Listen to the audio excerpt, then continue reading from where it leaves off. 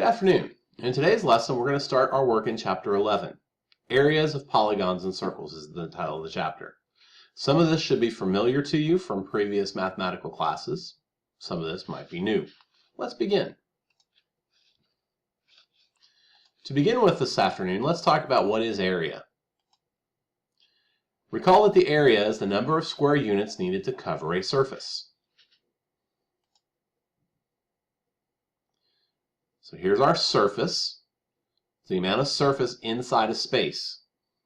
So as you can see, our space is covered with 9 squares, each square being 1 square centimeter. So our area is 9 square centimeters, because the area is the number of square units that it took to cover the space. Most of the way that we're going to find area is by a formula. Some of these should be familiar. The area of a parallelogram, for example. Remember, a parallelogram is a quadrilateral with 2 pairs of parallel sides, and its area is found by taking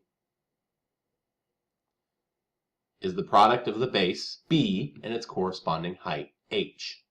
Notice that the height will always be perpendicular to the base. You should be familiar with the area of a rectangle. Area of a rectangle, remember, is simply its product of its base times its height. So a parallelogram and a rectangle are exactly the same. Which leads to this example. Find the area of each figure below. Figure 1 we can tell is definitely a rectangle, so its area is going to be the base times the height, 4 times 9, 36 square millimeters. Always square your unit.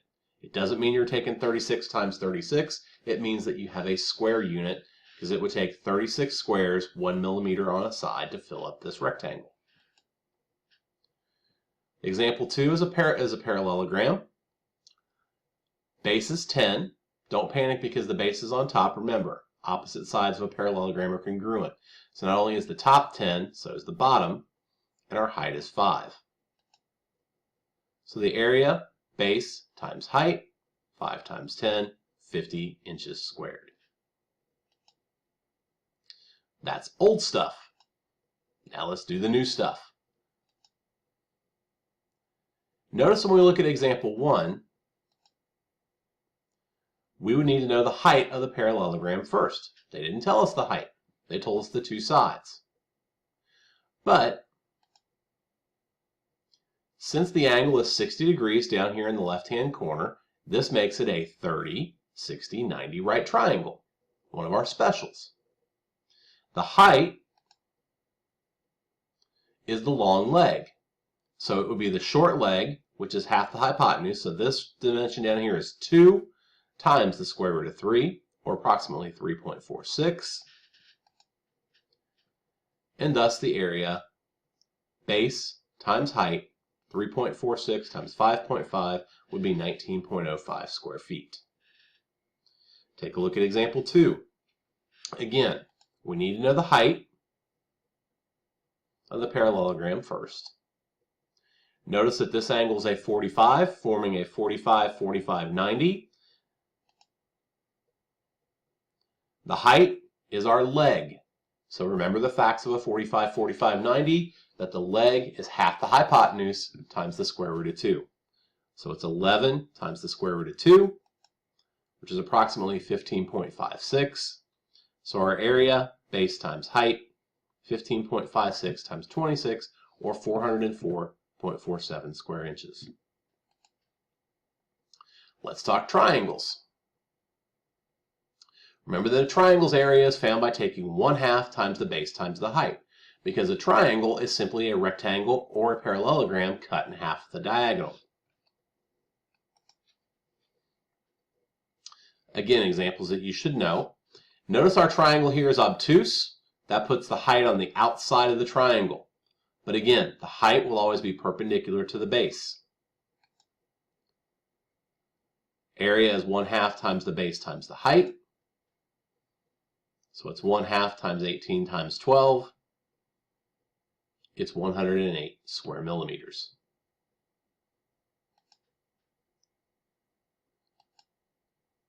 Let's continue with triangles.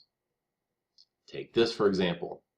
Sometimes we don't know the height, but we're given this. So it's a new formula for finding the area of a triangle. Area equals 1/2 times AB times the sine of C. A standing for the area of the triangle. A and B are any two sides of the triangle that you want, and C is the included angle between the given sides. Take this example. To find the area of this triangle, well, if we try to do it the old way, what we would do first is find the height. So if we dropped in a line here for the height, we can see that we have to do right triangle trigonometry, forming a right triangle within the triangle. 7 is the hypotenuse. The height would be the opposite to 34. So our formula lets us just do it this way. The area is 1/2 times the product of the two given sides times the sine of the angle included between the sides. So we grab our calculators, and the area would be 23.49. No units here, so I'm not going to put a unit on, but if I did, it would be square units. So a new way to find the area of a triangle when you don't know the height, but you know two sides and the included angle.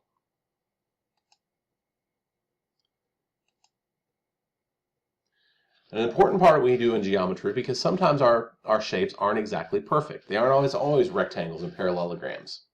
So we have to do the area addition postulate. The area of a region is the sum of the areas of its non-overlapping parts. So what we would want to do with this example is we want to break the area into parts that we do recognize. In this case, rectangles. So I'm going to put a line right here to complete my two rectangles, giving me a rectangle at the top and a rectangle at the bottom. The top rectangle, the area would be 8, 4 times 2, base times height. The bottom rectangle would have an area of 45. Because it's 5, I need the whole thing here, so I have to use my segment addition. If this is 5 and this is 4, my whole segment is 9. So 5 times 9 are 45. So the area of the region would be, let me get myself up here, would be 8 plus 45, 53 square units. Again, break it into things that you know, and then find the area using the formulas that we have.